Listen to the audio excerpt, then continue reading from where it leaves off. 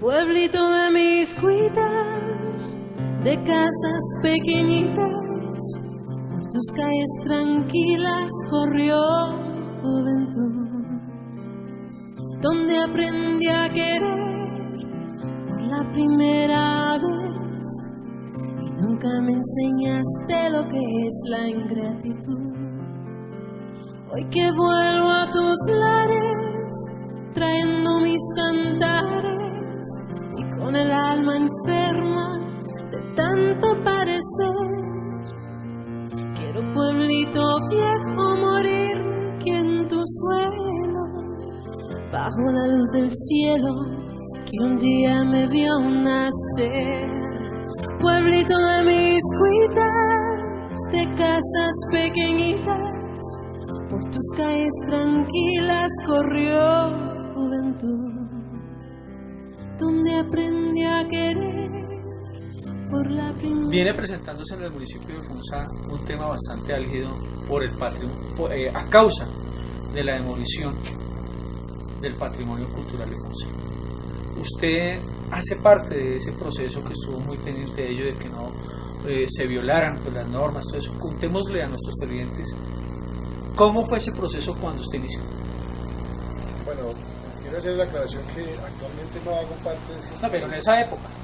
En efecto, yo estuve trabajando para el Centro Cultural en el área de patrimonio cultural y desde esa época pues también veníamos observando que se presentaban licencias para hacer construcciones sobre obras que si bien no tienen una declaratoria específica, es decir, no tienen una declaratoria individual como patrimonio, sí se encontraban inmersos en un sitio que se determinó dentro del PBOT del municipio como centro histórico, área de protección okay, urbanística.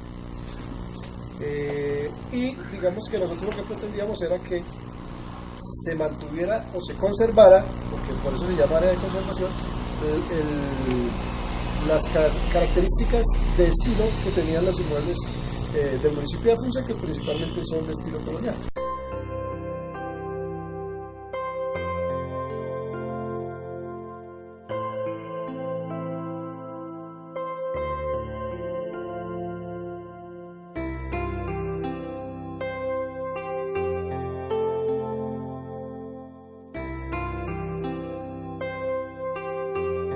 Contémosle a nuestros televidentes qué es el patrimonio cultural e histórico de una ciudad. Ok, entonces el patrimonio como tal se define como aquellos elementos que nosotros heredamos de nuestros antepasados. De hecho, el término en sí viene de patri, que es padres, y monio, que es las posesiones del padre. Y patrimonio cultural hace referencia a todos los elementos culturales que nosotros hemos heredado de nuestros antepasados, ¿sí? Entiéndase, hábitos, prácticas culturales, danzas, bailes, elementos típicos, actividades como construcción de obras, todo ese tipo de elementos que constituyen una tradición y que se transmiten de generación en generación, constituyen lo que es el patrimonio. Bueno, a ver, Jaime, en esos elementos que tiene el patrimonio cultural, ¿qué podemos decir? ¿Qué es lo que tenemos nosotros metidos precisamente dentro de ese patrimonio cultural? Bueno, hay que hacer un paréntesis un poco grande acá y es okay, que para poder entender un poco la situación hay que mirar un poco desde el nivel marco y entender que en Colombia las leyes sobre patrimonio cultural, si lo vemos a una gran escala, son relativamente recientes. Es decir, nosotros apenas desde el año 97 tenemos un Ministerio de Cultura, porque anteriormente no existía, y desde ese mismo año tenemos una Ley General de Cultura que es el 397. Esta ley aparece en el año 97, pero digamos que en el transcurso de los años subsiguientes empezaron a evidenciarse muchas falencias, razón por la cual hasta el año 2008, es decir, hace 9 años apenas, se presentó la modificación última que tuvo, que es la ley 1185 del año 2008, que es la Ley General de Cultura, y esta misma ley empieza a ser reglamentada, es decir, empieza a dictaminarse la metodología de su implementación a partir del año 2009, 2010 y 2013, que es con la que termina el decreto del patrimonio cultural inmaterial, que también está incluido allí dentro de la Ley General de Cultura. Para el caso específico de Funza, exacto, eso es lo que nos concierne. Lo que nosotros tenemos como patrimonio cultural corresponde principalmente a elementos materiales y para el caso específico de Funza a bienes inmuebles y los murales que están en el municipio. Los frescos, exacto, listo. Las casas viejas, que el común dice, las casas antiguas, ¿cómo podemos determinar que una casa es antigua? Primero partamos de ese hecho para poder ilustrar el punto. Ok, para el caso específico del municipio de Funza se hizo un trabajo en el año 99. Año 1999, ¿quién lo hizo? Una firma que se llamaba Eduardo Larramendi. Ok, listo. Y esta firma tenía como objetivo elaborar el Plan Básico del Territorial. Recordemos que a finales de los años 90 se empiezan a implementar obligatoriamente esquemas y planes de ordenamiento territorial para todos los municipios en Colombia.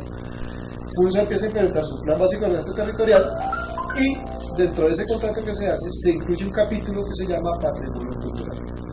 Allí entran los elementos que en ese momento el municipio declaró como patrimonio cultural. En ese momento, estamos hablando del año 99, se hablaba de elementos de conservación urbanística, arquitectónica, cultural, pero digamos que todo ese collage de elementos que componían ese patrimonio vienen a ser denominados a partir de la Ley 1185 del 2008 como bienes de interés cultural del municipio de Funza. Listo, en esa época.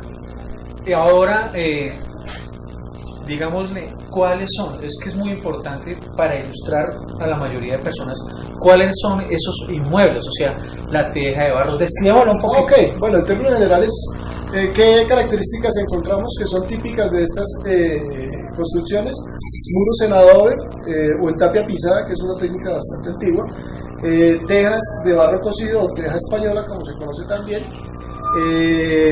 Las dimensiones y volumetrías de estas casas son bastante grandes, pues sabemos que en esa época que se construyeron no existía el concreto, por lo tanto no había vigas de sostenimiento, y para que estas casas se pudieran sostener, el grueso de los muros alcanza fácilmente los 80 o 1 metro de grueso. También es típico de estas construcciones las puertas en madera y la ornamentación o la decoración en madera de estas. Permítame antes, o sea, estamos hablando de casas coloniales y esa casa ya sería parte ya de un bien inmueble del municipio, esa casa tal como usted la acaba de describir. Esa casa tiene valores culturales. Ahí exacto. Para que haga parte del inventario del municipio debe hacerse un proceso de declaratoria.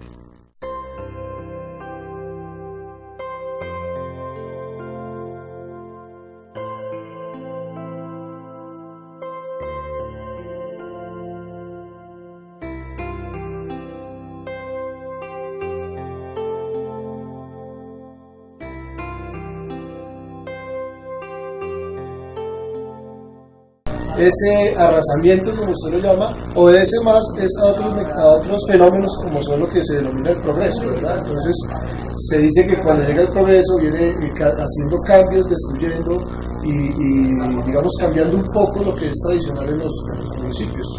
En este caso se evidencia que se están presentando intervenciones que nosotros consideramos pues son graves para el tema del patrimonio cultural, porque finalmente cuando pasen 10, 20 años, si no se toman medidas inmediatas, realmente no vamos a tener ningún patrimonio en el municipio. Claro. Hay municipios en Colombia, en Boyacá, en Santander, en el mismo Antioquia, que han conservado, pese a la modernidad, al progreso, su patrimonio. Uno no entiende por qué Funza, el mismo Mosquera, incluso usted va a Madrid y Madrid conserva buena parte de su patrimonio, lo tiene ahí, pero ¿por qué Funza se prestó para ese aniquilamiento del patrimonio? Bueno, pues digamos que aquí hay que revisar muy bien las voluntades administrativas, en el sentido de que están las herramientas, está dado nuestro inventario, que tiene total validez porque allí está una ley que es la 1185 que dio ese respaldo a los inventarios de los planes de ordenamiento territorial para que esos bienes que ya se han declarado en ese momento pasaran a ser bienes de interés cultural y tuviesen sobre ellos la aplicación de la ley con todo el marco general para bienes de interés cultural. Me surgió una duda, o sea, que lo hecho por esa ley, la 1285, con esto que ha pasado en Funza nunca se tuvo en cuenta. No, uno podría pensar que no. En efecto, la ley en su origen lo que pretende es preservar y conservar, proteger el patrimonio cultural. Y si uno analiza y ve, realmente pues no se ha presentado como tal. Nosotros, cuando yo hice parte del Centro Cultural, tuvimos un caso particular que fue la Hacienda San Diego. No sé si usted lo Sí, claro. Entonces la Hacienda San Diego era producto de una transformación porque allí iban a hacer un conjunto, tenían ya toda la planimetría diseñada para demoler la calle, e incluso el tanque del agua, la casa antigua, perdón, donde está el tanque del agua, que hace parte de la casa porque está dentro de la Y finca que está hoy gracias a ustedes. se iba a tumbar. Entonces nosotros detuvimos la obra y en efecto fuimos con los argumentos de la ley 85, es decir, el respaldo legal, a hablar con los interventores y explicarles que eso que estaban haciendo no se podía hacer porque eso estaba en contra de la norma.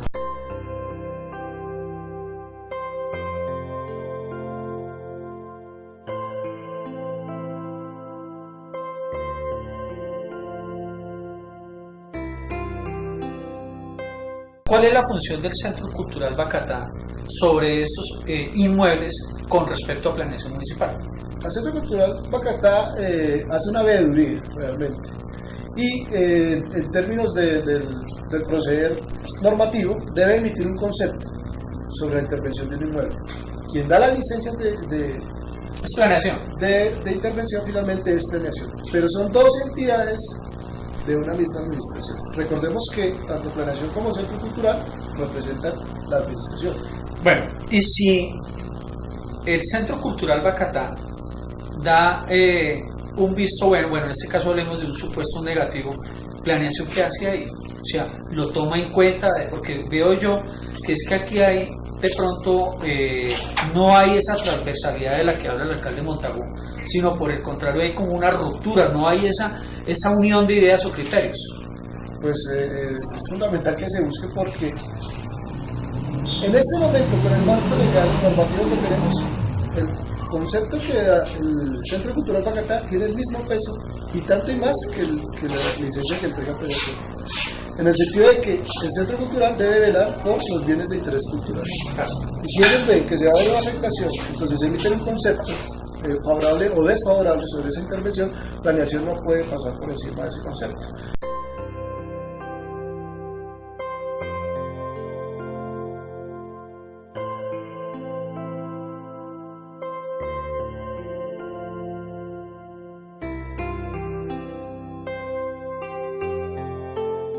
En los gobiernos del doctor Jorge Emilio Rey Ángel, gobernador de Cundinamarca hoy, y del mismo exalcalde Jorge Enrique Machuca, habían o existían construcciones que jamás se demolieron, nunca se tumbaron, pero en este gobierno sí se están tumbando. A mí me ha generado mucho esa duda, pero algo que me genera son dos temas. Uno, que hay una norma, un decreto municipal que habla de un área perimetral que no se pueden tumbar estas casas, pero nace otra que son las muebles de bien de interés municipal, de interés cultural. Y otra más es que en el mismo gobierno de Jorge Rey se expide una ley donde esas casas antiguas deben conservar al menos la fachada, así se derrumbe totalmente, pero que deben conservar ese marco de la teja de barro. Y uno pasa por la calle 14 o pasa por la carrera 12, por la carrera 11, hombre, y extrañamente no tienen nada de eso, sino son cajones para que traigan coreanos, traigan paisas, yo no tengo nada contra ellos, pero que traigan un poco de contrabando para tirarse lo poquito de comerciantes que tenemos en Funza para darle cabida sin un estudio. Eso me parece muy grave, tumbar casas viejas para que traigan contrabando y traigan un poco de gente de afuera para quitarle el trabajo a los de acá. Bueno, pues con relación a este comentario, pues lo primero es que finalmente, independiente de la finalidad de esos inmuebles, de qué uso se les pretende dar. Sí, ya es cada uno el dueño, uno lo entiende. Sí, claro. Aquí lo que se debe pretender desde la parte administrativa es proteger y preservar el patrimonio cultural. Hay que hacer otra cualidad, y es que en lo que se tiene dentro del PBOT no existe una limitante que diga que dentro del centro histórico no se puedan tumbar, no lo dice como tal. Pero, si ustedes revisan, y eso es lo que se debe hacer cada vez que se va a hacer una intervención, remitirse al documento técnico de soporte, que es un librito que está prácticamente arrumado, en esos términos, escondido, en planeación, que debería de tener una copia del Centro Cultural, porque ahí, en ese documento técnico de soporte, fue donde se hizo el trabajo de investigación. Claro. y allí sí dice que dentro del área de conservación urbanística se debe conservar una tipología. Recientemente escuchaba que decían que, ¿pero qué vamos a conservar si no sabemos qué se debe conservar? Pues entonces, repítase en el documento técnico de soporte, allí está explicado. Repítalo, por favor, ¿cuál es el documento y en dónde se encuentra? Documento técnico de soporte. Okay. Ese documento está en la oficina de planeación y es parte fundamental, y lo dice la misma, en el artículo 45, cuando usted lo revisa, dice que el documento técnico de soporte es parte integral del PBOT y debe ser consultado cada vez que se hace una intervención en un inmueble. Y allí explica la tipología que se debe conservar. Finalmente, es inevitable, digamos, que la gente como propietario siempre va a pelear por su interés económico y sabe que una casa de vivienda no es propiedad. Entonces, en ese sentido, digamos que eso se trató de prever un poco y entonces se les explicaba. Cuando se les presentaban estos casos, lo que nosotros decíamos, en efecto usted tiene derecho y si quiere construir una casa de 2 niveles, tiene derecho a hacerlo. Lo único que se le debe exigir por norma es que conserve una tipología. ¿Cuál es la tipología? Remitamos al documento técnico de soporte, ahí está explicada cuál es la tipología que se debe conservar. Entonces, así están dados los elementos, sí tenemos un marco normativo desde el municipio que nos permite, digamos, empezar a parar un poco esa intervención un poco indiscriminada que se está presentando y proteger lo que nos queda de patrimonio.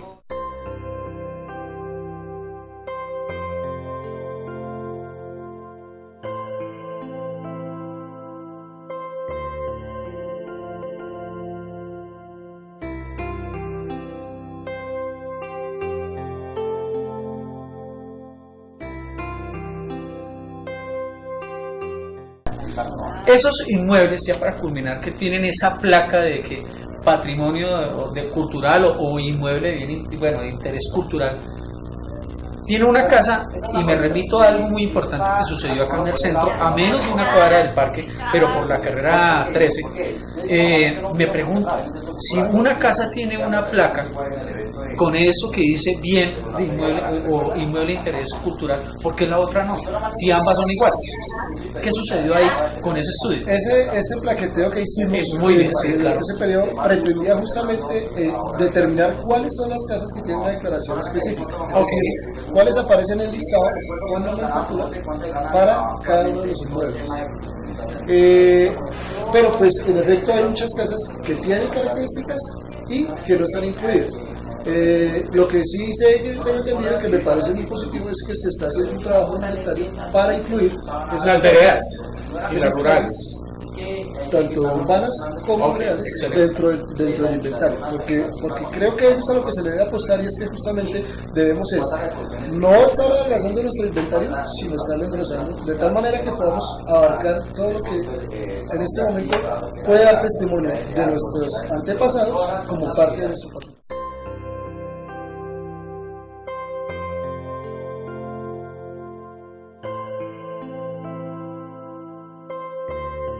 ¿Qué pasaría en Funza si nosotros perdemos el patrimonio?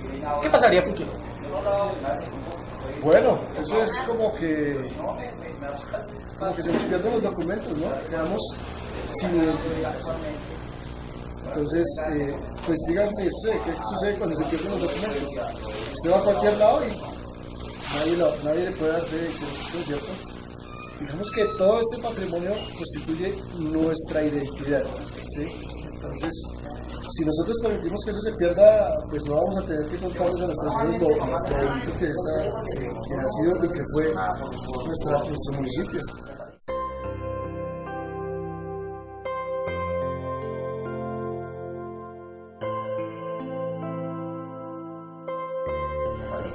Pues antropólogo, mil gracias a usted, Jairo, y a todos los televidentes, mil gracias a CIS Cundinamarca, a Magazine 60 Minutos, Bacatá Estéreo, Periódico La Tribuna y el Portal de Noticias. Estaremos más adelante analizando más sobre el patrimonio cultural. Hasta una próxima oportunidad.